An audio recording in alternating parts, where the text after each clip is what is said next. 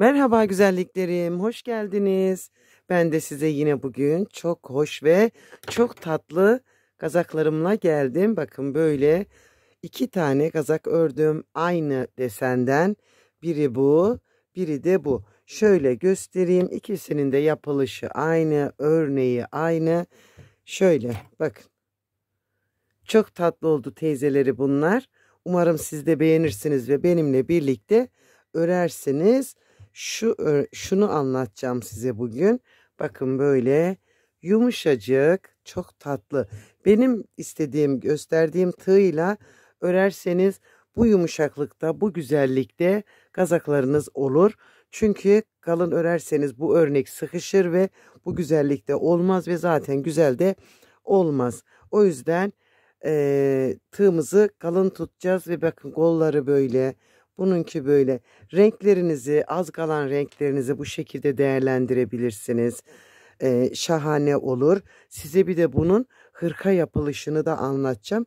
Bir de hırkalarımız olsun bu örnekten ve devam edelim. İpim Nako Elite Baby. Bakın şöyle. Nako Elite Baby ipim. 3 tane ip lazım. Ana renk için 2 tane kullandım. Şuralar içinde bir tane ip kullandım. Hani büyüklüğüne göre ipiniz de ona göre gider. Mesela bu benim yaptığım 6 aydan 1 yaşa kadar bir ölçüde yaptım. Eğer 1,5-2 yaş ekleyecekseniz bu ip yine yeter. O zaman ne yapacaksınız? Mesela bu ipi biraz daha fazla kullanarak 3 ipten yine tamamlayabilirsiniz. Hele elinizde böyle az kalan ipleriniz varsa hiç sorunsuz örebilirsiniz. Aralara renkler katabilirsiniz. Tığımız 4,5 milimlik bir tığ. Şöyle gözüküyor mu bilmiyorum ama bakın şurada gözüküyor gibi.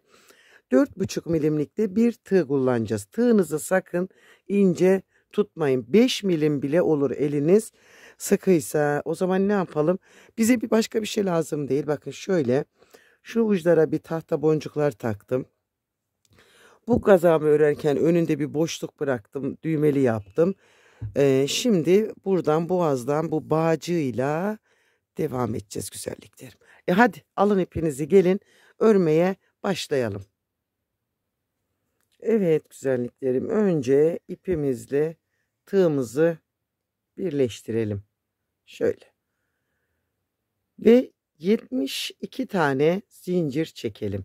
Sıkı olmayacak böyle. Zaten tığımız isteseniz de sıkı çekmeyecek. 72 tane 2, 4, 6, 7, 8, 9, 10, 11, 72 zincir çektim. Şimdi bir yaş daha büyütmek için 6 ayla bir yaş daha büyütmek için yani 1,5-2 yaş yapmak için her bölüme ikişer tane ekleyeceğiz. Yani 2, 4, 6, 8, 10 tane trabzan ekleyeceğiz. Bu eklediğimiz ölçülerde 2,5-3 yaşına kadar da boğaz kısmı olabilecek ölçüde. Yani 10 tane daha üzerine zincir çekerek büyütebilirsiniz. Tığımıza ipimizi aldık. 1, 2, 3. zincire batırarak bir trabzan yaptım. Tekrar yine trabzan yaptım. Tüm zincirime trabzan yapacağım. Böyle hepsine hiç atlamadan teker teker trabzanlarımızı yapalım. Bu tığ işi örgüleri ilk yapan arkadaşlarımız yani trabzan nedir, sık iğne nedir, çakma sık iğne nedir, kaydırma CC dediğimiz nedir? Bunları öğrenerek başlarsanız hiç sıkıntı çekmezsiniz. Önce bunların nasıl olduğunu, trabzanın ne olduğunu, üçlü trabzanın ne olduğunu öğrenerek sonra bu tür örgülere başlarsanız hiç sıkıntı çekmezsiniz. Yeni yapacak arkadaşlarım için söylüyorum bunu. Hani zahmetsiz bir iş çıkartırsınız. Ve böyle gördüğünüz gibi toplamda burada 70 tane trabzanımız olacak. Şu baştaki zinciri de bir trabzan olarak sayacağız. Sıramın sonuna geldim. 1, 2, 3 zincir çekerek örgümü çevirdim ve bakın bu birinci bizim her zaman zincir olan trabzanımız. Yani şu dibe batmayacağız. İkinciden devam edeceğiz trabzanları yapmaya. 4 sıra bu şekilde trabzanımız olacak. Şimdi ikinci sırasındayız ve toplamda 4 ile tamamlayacağız. Sonra geri devam ederiz. Şimdi bunu 4 sıra örelim. Örgümüzün, kazağımızın en önemli yerleri burası. Geri kalan yerleri zaten düz gideceği için burada videoyu mümkün olduğunca atlatmayın. Hani yaka, omuz, ön, arka ayarlarını yaparken videoyu atlatmayın. Orada nasıl yaptığımı takip edin. Sonrasında zaten işimiz kolaylaşmış olacak. En önemli yerler bu başlangıç kısmı. 4 sıra ördüm. Bakın. Şimdi 2'ye katladım. 2 sıram bu tarafta, 2 sıram bu tarafta kaldı. Bakın birinciye batırdım. Karşıdan da birinciye batırdım. Burada zincirimiz var bakın. Buna da batırdım. İpimi aldım ve bunun içinden geçirdim. 1, 2, 3 zincir çektim. Ve şimdi buraya batırdım bakın önümdekine ve karşıdan aldım. Buraya bir trabzan yaptım. Buraya batırdım. Tam karşısındakine batırdım. Ve bir trabzan yaptım. Hiç atlamayacağız. Birebir batarak bu sırayı trabzanlardan oluşturacağız. Böyle. Hepsine batalım.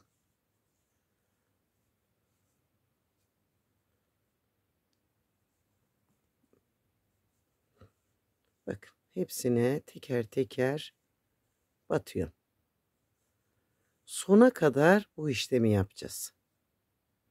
Evet arkadaşlar, şimdi bakın birleştirerek geldim ve şöyle bir görüntü elde ettim. Birleştirmeden önce buradan şu zincirden bakın trabzanları sayacağız. 1, 2, 3, 4, 5, 6, 7, 8, 9, 10, 11 ve 12. Bakın 12 ile 13'ün arasına bir işaret atacağım şuraya. Şöyle. Tekrar buradan şimdi sayacağız. 12 yine. 2, 4, 6, 8, 10, 12. Bakın bir 12 daha saydım bu tarafa. Ve yine bu araya bir tane kıskaç taktım. Hemen öbür uca geldim. Şöyle başladım bakın buradan şimdi 12 tane sayacağım. 2, 4, 6, 8, 10, 12. 12 tane de buraya. Hemen buraya da bir kıskaç atacağım. Buralar bizim artış noktalarımız olacak. 2, 4, 6, 8, 10, 12. Bir tane de buraya takacağım.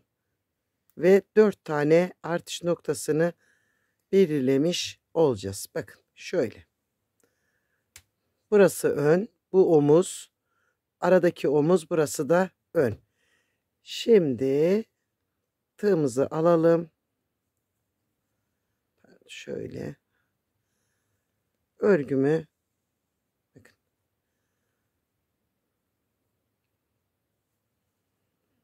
Şöyle düzelteyim şurayı. İlmeğim ters olmasın. Bakın şimdi buradan bağlayarak aşağıya doğru ineceğiz. Şimdi şurası bir saniye şöyle. Heh. Şöyle aldım. İlk trabzana bakın.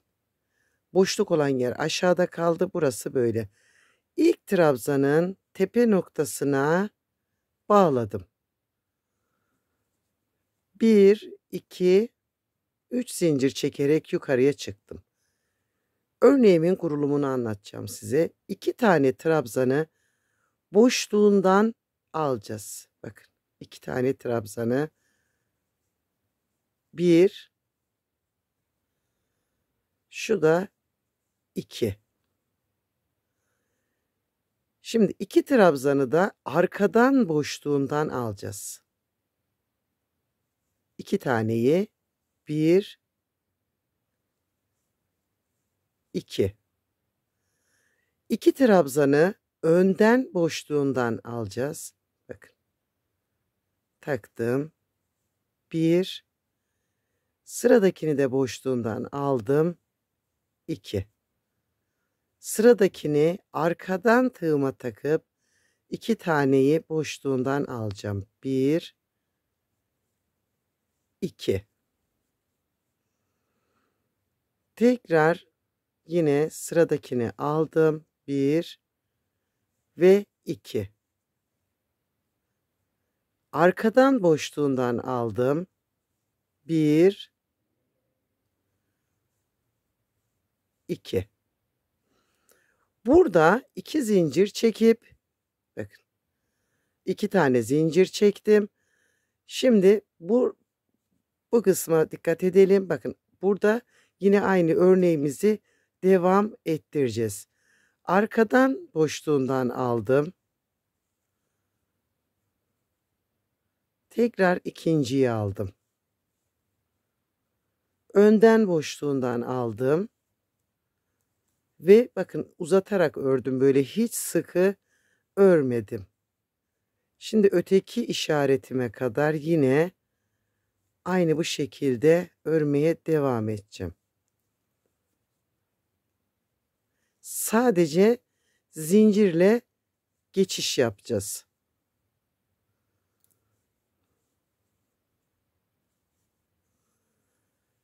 İki. Şimdi bakın burası 1 2 ve yine örneğimi aynı şekilde yapmaya devam edeceğim. Gördünüz mü? Geçiş noktasında 2 zincir çektim. Örgümüzde bir sırada artırma yapacağız. Bir sırada sadece zincirlerle geçiş yapacağız. Şimdi arkadayım. Bakın buraları hızlı örelim. Örneğimizin temeli bu. Yani örneğimiz bu. Sadece bir üst sıraya çıktıkça yer değişimi yapıyoruz.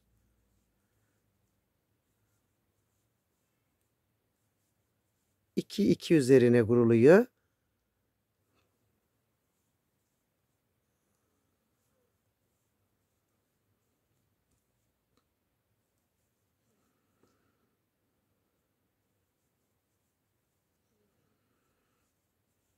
Şu an arkayı örüyorum.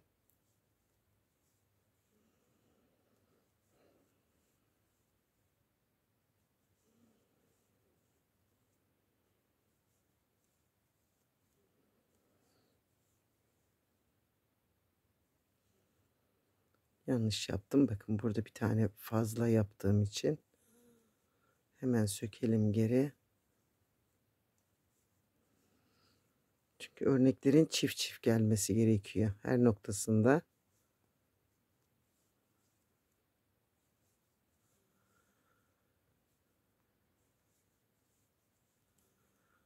Evet. 1 2 zincir çektim ve yine aynı örneğimi aynı şekilde takip ediyorum. Sadece işaret noktalarında 2 zincir çekerek ilerliyorum. Bakın hiç durdurmadım videoyu. Rahatlıkla görüp yapabilin diye.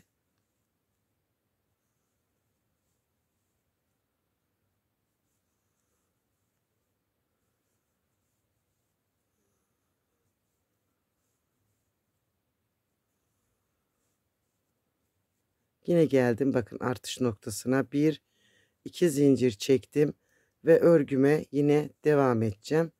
Şimdi öne geçtim, omuzu ördüm.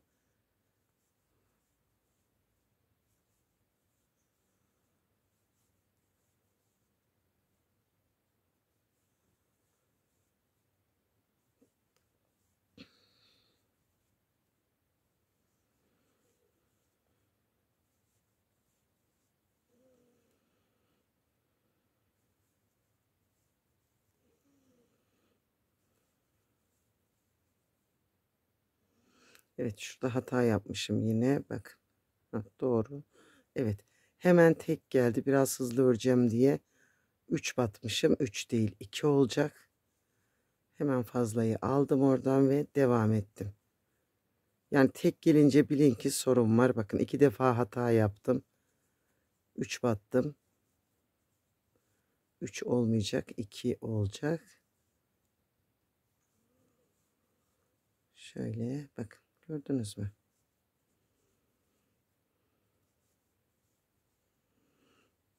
Her seferinde ilk trabzanın üzerine birleştireceğiz. Bak, zincire batmıyorum. Trabzanın üzerine birleştiriyorum.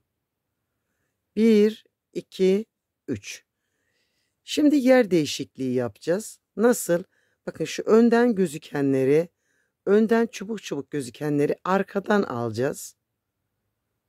Şöyle arkadan 2 tane yapacağız bunları. Önden çubuk gibi gözükenleri.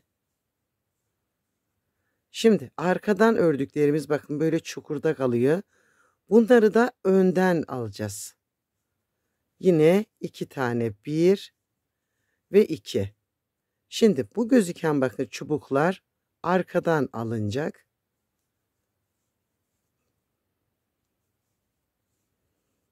Çukurda gözükenler önden alınacak.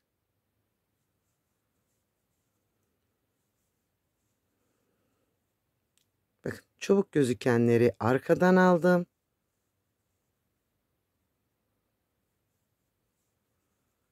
Çukurda gözükenleri önden aldım.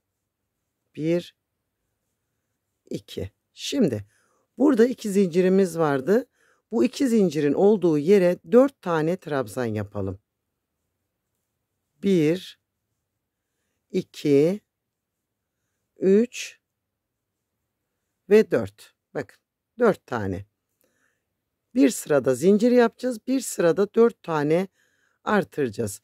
Ve şimdi örneğimi takip ediyorum. Bakın çukurda gözükenleri önden alacağım.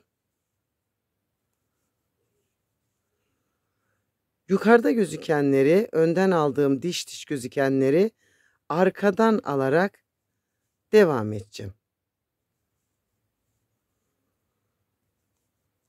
Ve tekrar artışı göstereceğim. Çok pratik ilerliyor. Yeter ki hata yapmayın. Hani bozulduğu zaten örneğin hemen belli oluyor. Yanlış batıldı diyor. Böyle. Şimdi yine 2 zincir olan yere geldim. Burada 4 tane trabzan yapalım. 1, 2, 3 ve 4. Bakın. 4 trabzan yaptım ve yine sıramı göründüğü gibi düzelterek örmeye devam ediyorum. Çukurda olanları önden alacağız. Yukarıda olanları alttan alacağız. Ve başladığım noktaya geleceğim yine. Birleştirme noktama aynı bu şekilde. Kalan 2 yeri de bu şekilde artıracağım. Birleştirme noktasına geldim ve yine ilk trabzanın tepe noktasına birleştirdim. 2 zincir, 3 zincir çektim ve başladım yine bakın çukurdakini üstten aldım. Önden diş gözükeni arkadan alarak yine devam ettim. Ta ki oradaki yaptığım 4 trabzana gelene kadar şimdi öreceğiz.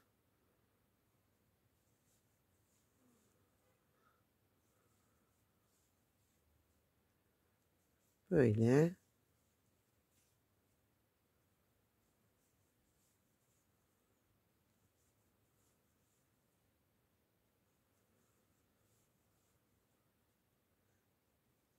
Evet. Artırdığım 4 tane trabzanın bakın 2 tanesini önden alarak öreceğim. Yani bu örneğimin gelişine göre. 2 taneyi ördüm. Bakın. 1, 2 zincir çektim. Ve yine 2 tane trabzanı ördüm. Yani örgümü aynı şekilde devam ettirdim. Bakın. Sıradaki arkadan alınıyor. 4 trabzanın üzerine 2 tane zincir çekmiş oldum. Şimdi öbürüne gideceğim. Yine göstereceğim size.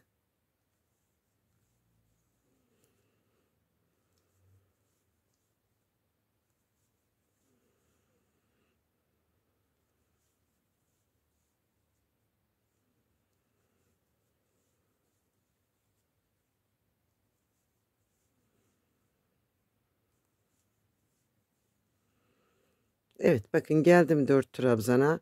Burada üstten almıştım. Şimdi bunları arkadan alarak öreceğim. 1 2 ve 1 2 zincir çektim. Yine aynı şekilde arkadan alarak bu 2 taneyi de yaptım. Ve böyle sıramı yine tamamlayacağım. Öbür iki yerde de aynı işlemi yaparak devam edeceğim. Evet, yine geldik sıramızın sonuna. Bu sırada bakın yine 4 trabzan yapacağız ve böyle örgümüzü 9 sıra olana kadar, yani şu artırma sıramızdan başlayacağız. Bakın 1 2 3 4 9 sıra olana kadar böyle öreceğiz. Yapacağımız tek şey bu.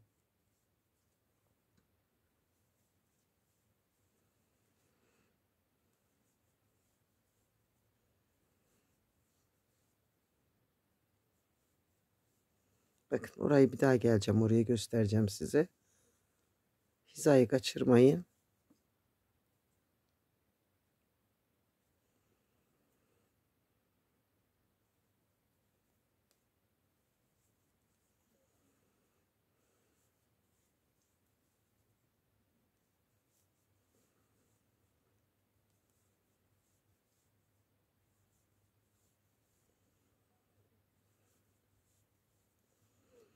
Bakın şimdi burada örneğimi yine takip ettim.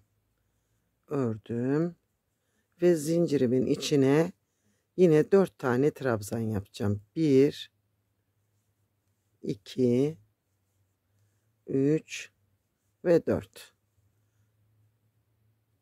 ve örneğime devam edeceğim. Yani hep aynı düzende gideceğiz. Buraya kadar atlatmadan yaptıysanız eğer zaten mantığı kavramış oldunuz. Umarım atlatmamışsınızdır, çünkü sadece detayı burası, yani burada bu şekilde ilerletiyoruz. 4 trabzan, tekrar geldiğimde 2 zincirle 4 trabzanın arasından geçiyorum ve 2 sırada örnek artmış oluyor. Bir sıra düz, bir sıra artırma yaparak ilerliyoruz.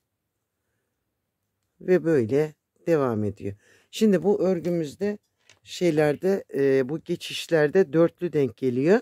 O dörtlüleri de 4 olarak örebilirsiniz. Bakın ben şurayı şöyle 4 olarak ördüm, ya da aradan 2 tane daha fazla artırıp oraları eşitleyebilirsiniz. Ve bunu şimdi 9 sıra olana kadar devam edeceğim. 10. sırada birleştirmeye geçeceğiz.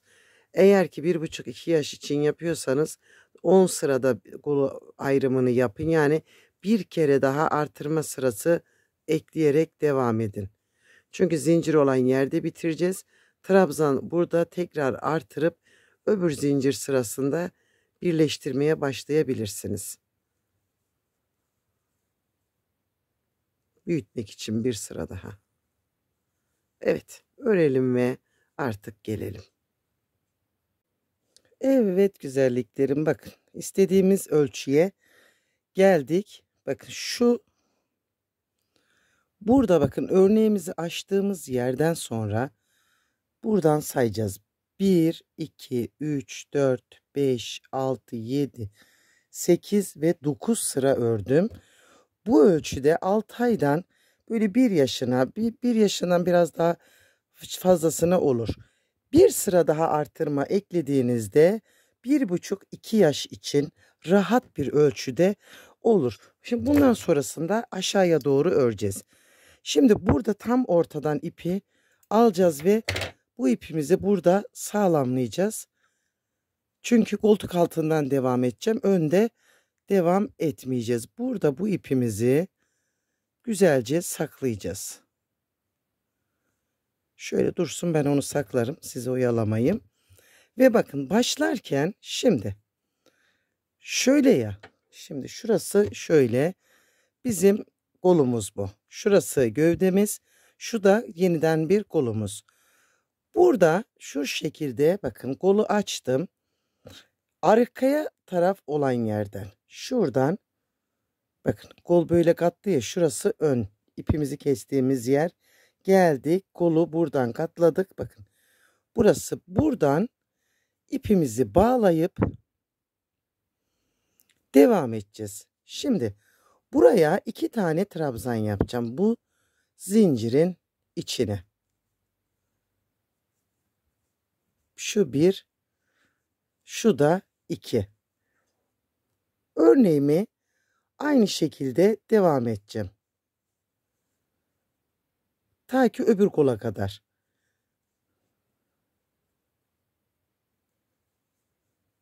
Böyle. Şimdi şuraya kadar örneğimizi aynı şekilde devam ettirelim. Evet, bakın kola kadar geldim şimdi. Burada yine zincirin içine 2 tane trabzan yaptım. İpimi aldım, kolu bıraktım ve bakın şöyle. Şimdi bu zincirin içine 2 tane trabzan yaptım. Ve kolumu ayırmış oldum. Bakın şöyle bir çıkıntısı oldu. Şimdi yine örneğimi aynı şekilde devam ettirip öbür kola kadar gideceğim ve orada birleştirip bir üst sıraya çıkarak devam edeceğiz.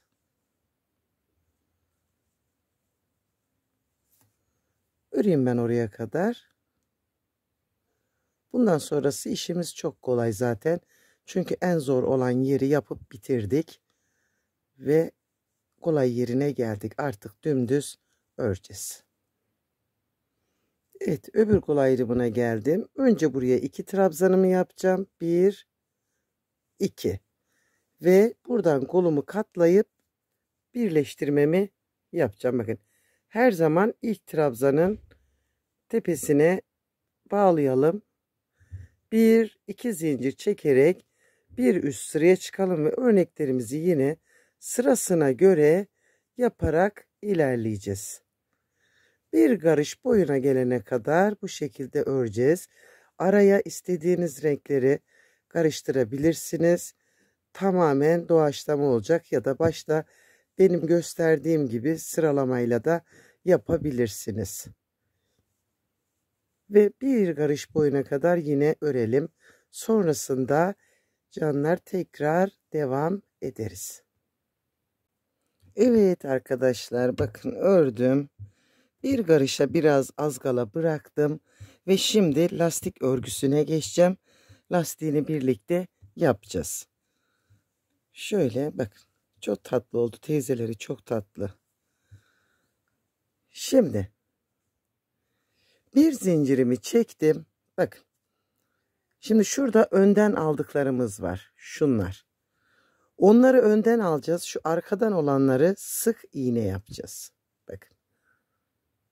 Şimdi şu önden aldıklarımı önden alacağım.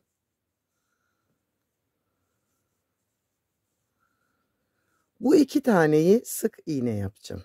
1, 2.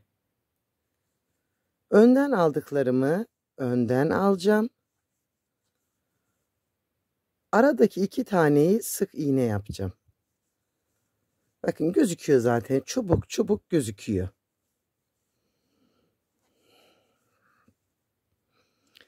Bu aradaki 2 taneyi, çukurda kalanı sık iğne yapacağım.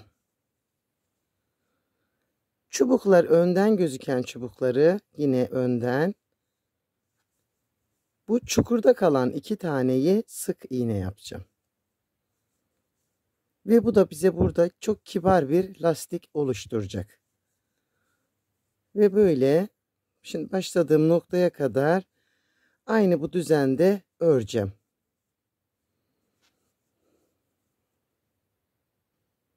Sıramın sonuna geldiğimde hemen İlk sık iğneye birleştirdim. Bir zincir çektim. Şimdi yine sık iğne yaptıklarımızı sık iğne olarak yapacağız. Boşluğundan aldıklarımızı boşluğundan alacağız. Böyle. Şimdi aradakini 2 sık iğne. Yani yerlerini belli etmiş olduk. Bu lastiğimiz de böyle olacak. Şimdi aynı şekilde yine öreceğiz. Bu boy lastik yeterli dediğiniz yere kadar örün. Şimdi ben yeterli dediğim yere kadar öreceğim. Evet güzelliklerim, bakın elastiğimiz bitti. Lastiğimiz şöyle duruyor bakın.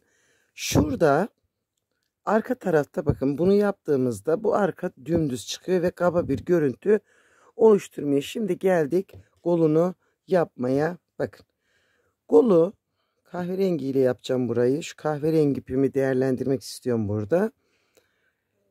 Şimdi zaten şöyle bakın burada örnek devamımız var. Şurada da 2 tane trabzan yapmıştık. Bakın şu. Şuradan trabzanın dibinden tam ortadan ipi bağlayacağım. Şöyle. Ve buraya 2 zincir çektim. Şu trabzanın boşluğuna bir tane trabzan yaptım. Ve hemen buradan bakın örneklerimin devamına geçtim. Aynen örneğimi devam ettireceğim. Böyle. Şimdi oraya başladığım noktaya gelene kadar yine örneklerimi örerek geleceğim.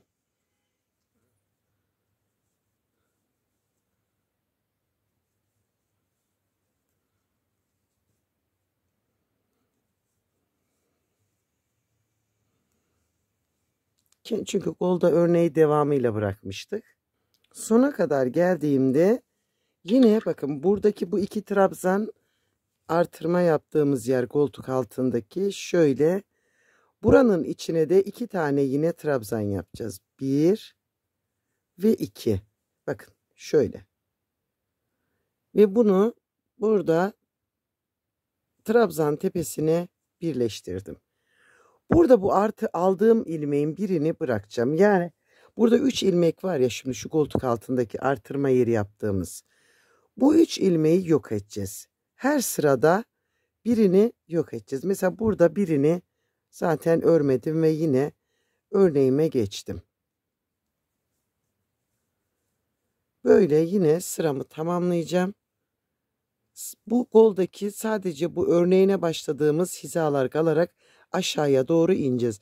O ilmekleri azaltarak. Şimdi burayı yine oraya kadar öreceğim.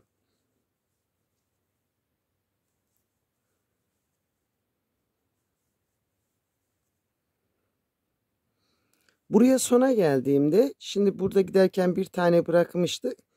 Bunu bırakmayacağım. Bunu normal ördüm. Şimdi bir dahaki sırada geldiğimde birini yapacağım. Birini yapmayacağım. Hemen ilk trabzan tepesine yine bağladım. Ve örneklerimi yine yapacağım. Şimdi sona geldiğimde bu bir taneyi bırakarak devam edeceğim. Geri kalan yerde hiçbir şey yok. Sadece düz bir şekilde örgümüzü örelim. Evet arkadaşlar bakın şimdi sona geldim. 2 tane var. Birinciyi ördüm. İkinciyi bırakıp sona ekledim. Burada bir renk değişimi yapacağım. Ben hemen ipimi keseceğim ve öteki rengimle devam edeceğim. Bir tane daha böyle bu şekilde azaltma yaparak ilerleyeceğiz. Evet, buradan yine ipimi bağlayacağım.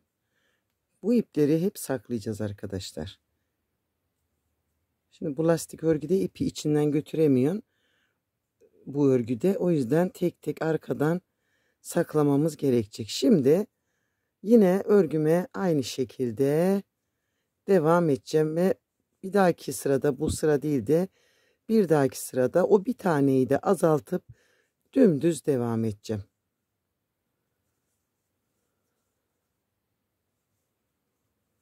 Böyle ilerleyeceğim.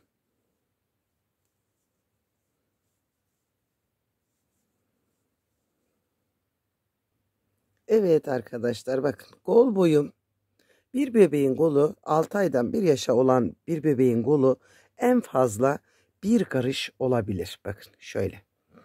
Bir karıştan biraz da kısa olabilir. Kendi elinizle bir karış boyuna gelene kadar ölçün. Bu kol boyu gayet güzel bir kol boyu oldu.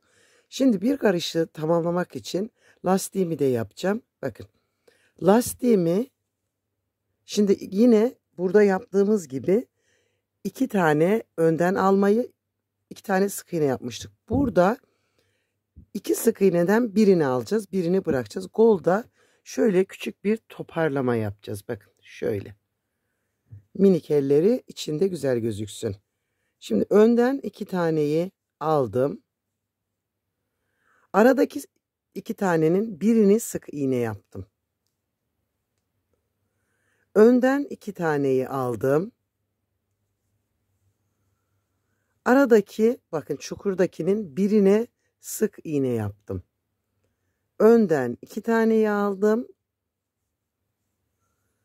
Çukurdakinin birini aldım. Birini bıraktım. 2 tane önden boşluktan aldım. Aradaki 2 tanenin bir tanesini sık iğne yaptım ve birini bıraktım. Burada da arada tek sık iğne ile ilerleyeceğiz. Ve yine dediğim gibi lastik boyunu kendiniz belirleyin. İstediğiniz boya kadar örebilirsiniz. Ve sonra kazağımız tamamlanmış olacak. Şimdi ben burayı, bakın başa geldim.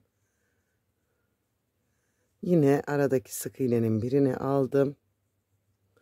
Ve baştaki trabzana tutturdum. 1-2 zincir çektim. Başladım yine, bakın önden almaya. 2 tane önden.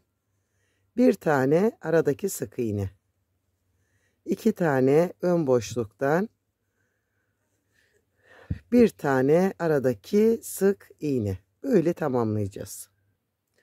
Evet arkadaşlar, kazağımız bitti ve çok güzel bir kazağımız oldu. İpimi 2 kat yaptım. Bu kahverengi ipimi 2 kat yaparak bir zincir çektim. Şimdi bu başta yaptığımız boşluğun içinden bu zincirimizi geçireceğiz. Bakın burada yapmıştık ya. Şimdi bunun içinden bu bağcığı geçirerek kazağımızın son işlemini de yapmış olacağız. Böyle bakın bir çengelli iğne yardımıyla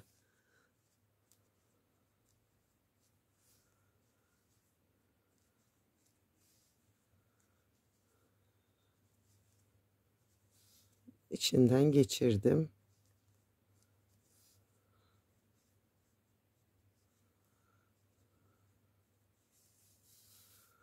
Şunu alalım şimdi ve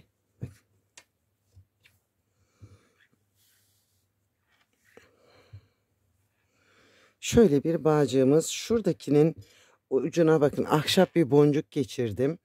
Tekrar şuradan ince tığ alayım. Şimdi öteki ucuna da böyle ahşap boncuğumu geçireceğim ve bakın şöyle geçiyor bu bunun içine. Şuraya bir düğüm atacağım. Tam uç kısma gelecek şekilde ve bitireceğim.